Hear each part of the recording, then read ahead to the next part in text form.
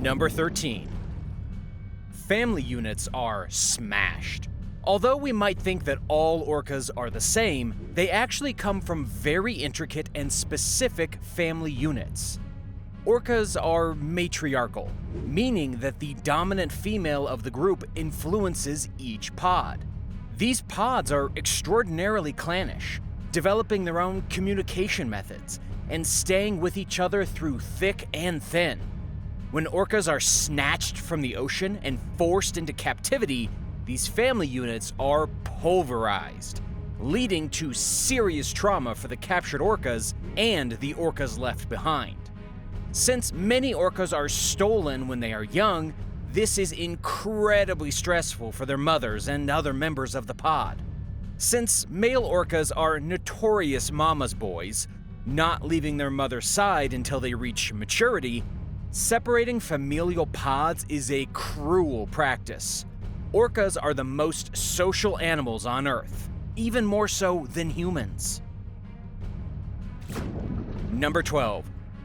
Their body structure suffers. Go look at orcas in the wild. One of the first things that you will notice is that they have a strong, proud dorsal fin that slices through the waves. Now, check out the orcas in captivity. Unlike their wild counterparts, captive orcas don't have a straight dorsal fin. Instead, their fins are slumped over, lacking the necessary collagen required to stand up tall. Dorsal fins aren't made out of bone. Instead, they're fused from thick collagen, which is fortified by exercise and the movement of gliding through miles of ocean. Take away the exercise and the sea, and you have one depressed-looking dorsal. Wild orcas boast 6-foot-tall dorsal fins. But sadly, a terrible diet, cramped living conditions, and overall stress can cause these lofty fins to flop in captivity. Number 11.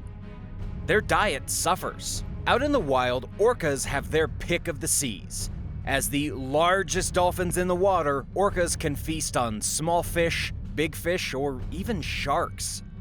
They pick and choose what appeals to their palate most, and dine on marine treasures from both chilly and tropical waters. Not so much in captivity.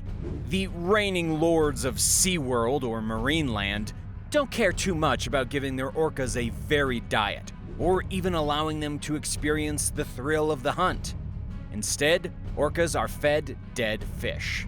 This bland diet of dead prey is not what orcas are accustomed to, nor does it give them any kind of stimulation. Number 10.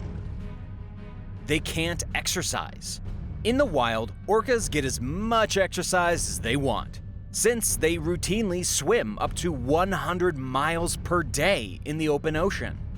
Wild orcas are fit and muscular. Unfortunately, in captivity, it's a very different story. Captive orcas are limited to swimming in circles around their tanks, or performing dull tricks for the public. They don't get the level of stimulation or exercise that they get in the great, vast, open seas, and it leads to a deterioration of their mental and physical health. Some proponents of keeping these creatures captive say that orcas don't need to cover hundreds of miles of ocean to be healthy. Technically, they're right, but the link between physical exercise and mental happiness is well proven in intelligent species. To their credit, SeaWorld did recently build an underwater treadmill for its captive orcas, which we suppose is a small start. Number 9. They can't migrate and travel. Confining orcas to itty-bitty tanks is effectively a jail sentence for the hefty mammals.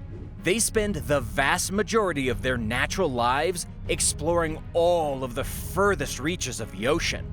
Orcas love to migrate and travel, often wandering close to 700 miles per week throughout the seas.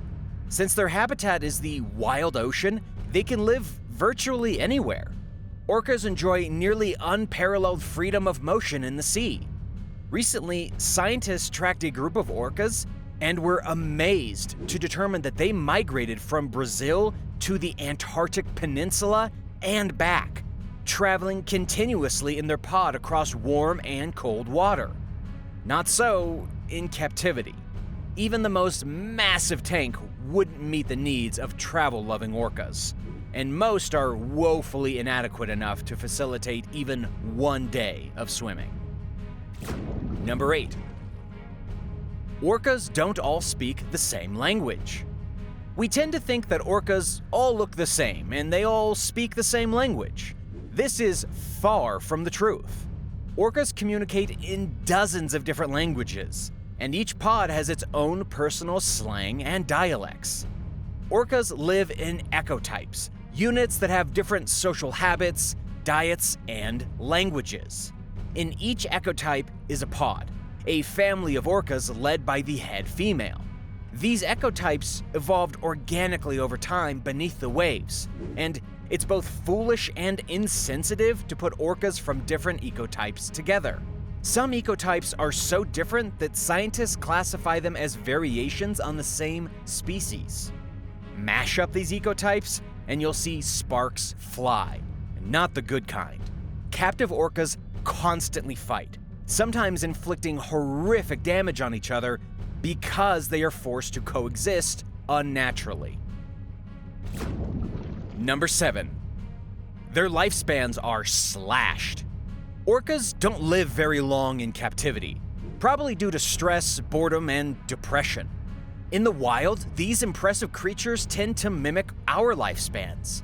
Healthy female orcas can live up to 100 long years, and males live to be 80. Although this is on the higher end of their lifespan, orcas generally reach at least 55 years old in the wild. Captive orcas see their lifespan slashed dramatically, with many of them living to be only 14 years old. Number 6. Their health deteriorates.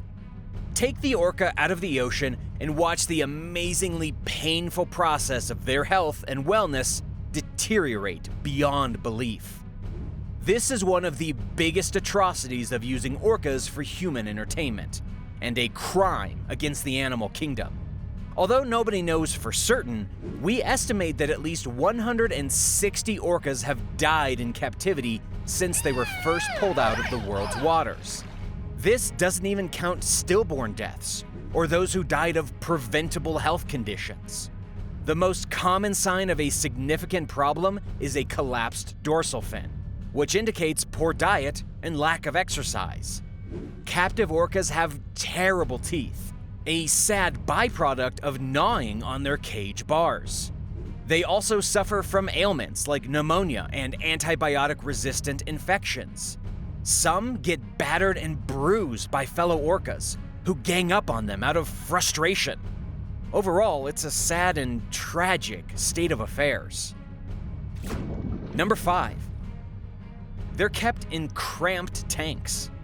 Free orcas have the run of the ocean, zipping around from sea to shining sea with ease. But in captivity, that's a whole other story. Although we puny humans might think that the big tanks used to house orcas are large enough for the mammals, it's a much different story when you weigh up to 12,000 pounds. It's the equivalent of keeping a grown human locked in a small bathroom for their entire life. And as you can imagine, there are serious consequences. Orcas go crazy in captivity and are known to gnaw on the metal bars in their tanks to alleviate stress, aggression, or boredom. They also swim in circles, growing more and more depressed as the years pass.